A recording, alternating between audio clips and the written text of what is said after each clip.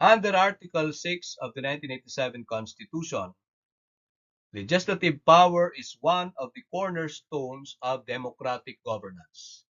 It defines who makes the laws, how laws are made, and what limits exist to prevent abuse.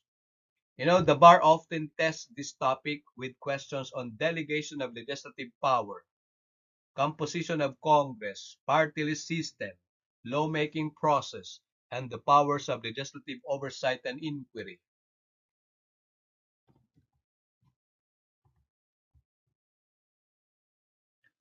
Legislative power is defined in Article 6, Section 1.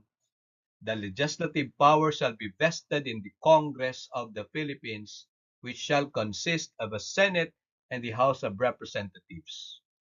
Legislative power is plenary, meaning full and broad. However, it is never absolute. It is limited by, first, the Bill of Rights. Congress cannot pass laws violating fundamental rights. For example, laws impairing contracts or infringing free speech. It is also limited by the principle of separation of powers. Congress cannot usurp executive or judicial functions. It is also limited by substantive restrictions. For example, rules on appropriations, taxation, prohibition against local and private bills without notice.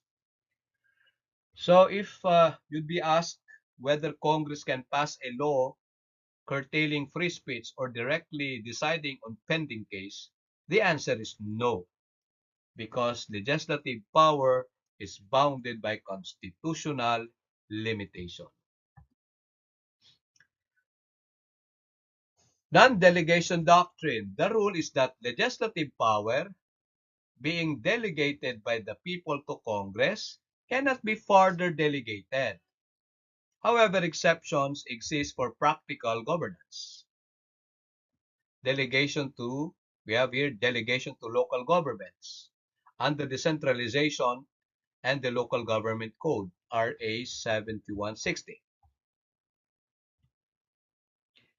Second, we have delegation to administrative bodies, provided Congress sets sufficient standards to guide them. In Abacada versus Purisima case, the court upheld delegation to the Department of Finance since sufficient standards were present. Delegation, then also is limited by the delegation to the people via initiative and referendum under Article 6, Section 32 and RE 6735. So the key test here is whether Congress laid down an intelligible standard to prevent arbitrariness. So if you see a problem involving an administrative agency, fixing tariffs or setting rates, the correct answer is that it is valid as long as Congress provide sufficient standards. Initiative allows the people to propose laws directly by passing Congress. It can be at the national or local level. Constitutional amendments may also be proposed by initiative, but never revisions. Referendum lets the people approve or reject laws enacted by Congress. The enabling law is RE 6735, but in Santiago versus Comelec, the court held that it is inadequate for constitutional initiative. So later, Lambino versus Comelec reaffirmed that initiative applies only to amendments, not to revisions. So if a question involves a people's initiative to change from presidential to parliamentary, answer that it is invalid. Okay, that's a revision which initiative cannot cover. Congress is bicameral. The Senate has 24 members elected nationwide, natural-born citizens at least 35 years old, serving 6-year terms with a maximum of 2 consecutive terms. The House of Representatives has district representatives apportioned by population, with each province guaranteed 1. And second, we have party list representatives, 20% of the total seats. Representatives must be at least 25 natural-born citizens and residents of their districts for district representatives. Now, expect questions on apportionments, often involving population deviations or creation of new districts. So you have to cite Mariano versus Comelec, where an equal apportionment was struck down. The party list system is designed to give um, marginalized sectors representation. In atong Paglaom versus Comelec, the court clarified that both sectoral and national regional parties may participate, but majority must represent marginalized groups. Allocation, we have parties receiving at least 2% of votes get one seat, and additional seats are distributed proportionally, with a cap of 3 seats per party. So if you'll be asked whether major political parties may participate, cite atong Paglaom, yes, but they must represent marginalized sectors or field nominees through sectoral wings. Congress has unique powers to declare existence of war, requiring a two-thirds vote of both houses in joint session, to conduct oversight and inquiries in aid of legislation with compulsory attendance and production of records as upheld in Arnold versus Nazareno case, to initiate impeachment proceedings, a crucial accountability mechanism, to exercise the power of the purse, covering appropriations, taxations, and tariff setting. So in the bar, if asked whether Congress can summon cabinet members, the answer is yes, for inquiries in aid of legislation, but such inquiries must respect the rights of persons appearing. A bill undergoes 3 readings in each chamber. First reading, introduction. Second, debate and amendments. And third, final vote. Exceptions, the President may certify urgency, allowing passage on the same day. So if Senate and House versions differ, a bicameral conference committee reconciles them.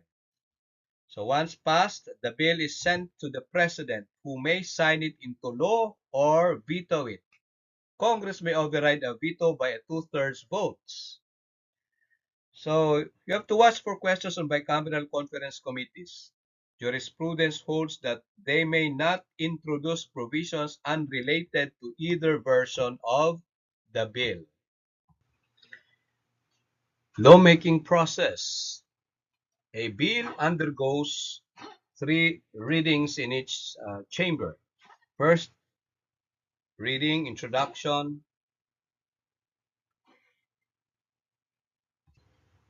Right, so let's proceed. Members of Congress enjoy certain privileges. First, we have privilege from arrest during session, except for crimes punishable by more than 6 years. Second, privilege of speech and debate, protecting them from liability for remarks made in official proceedings, as affirmed in Jimenez versus Cabangbang case. Third, we have discipline. Each house may punish disorderly members, including suspension or expulsion, with its two-thirds votes.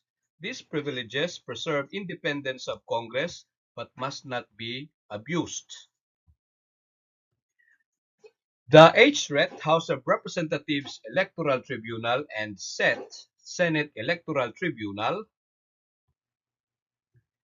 are the sole judges of all contests relating to qualifications of members. Now, this prevents Congress from judging its own elections. The Commission on Appointments, composed of 25 members from both chambers, confirms presidential appointments requiring confirmation. Now, if asked who decides disqualification of a representative, the answer is HREP, not the COMELEC. Once the candidate has been proclaimed, taken oath, and assumed office. Now, these are the must cite cases. We have Arnold versus Nazareno, which says Congress may compel testimony in aid of legislation. Atong Paglaom versus COMELEC, open party list to national or regional parties, clarified marginalized representation. And we have Mariano versus COMELEC, apportionment must observe equality of representation. Jimenez versus Kabangbang case um, enunciates that privilege of speech and debate protects lawmakers. So bar examiners expect you to cite at least one or two of these cases in legislative power questions. To reiterate, legislative power is plenary but bound by constitutional restrictions. The doctrine of non-delegation is tempered by practical exceptions. Congress is bicameral, composed of senators and representatives, including party list members.